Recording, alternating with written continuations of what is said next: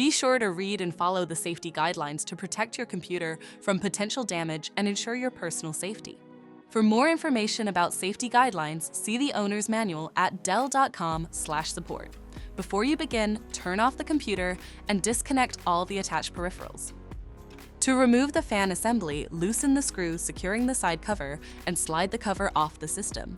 Identify the speaker and unplug the cables securing it to the system. Remove the speaker. Then, identify the fan assembly, unlatch it, and lift it up and away from the system. Disconnect the cables securing the fan to the system. To reinstall the fan assembly, reconnect the cables securing the fan to the system and relatch it. Reinsert the speaker and plug in the cables securing it to the system. Slide the side cover on the system and secure it with the screw. For more information about your Dell system, visit dell.com/support.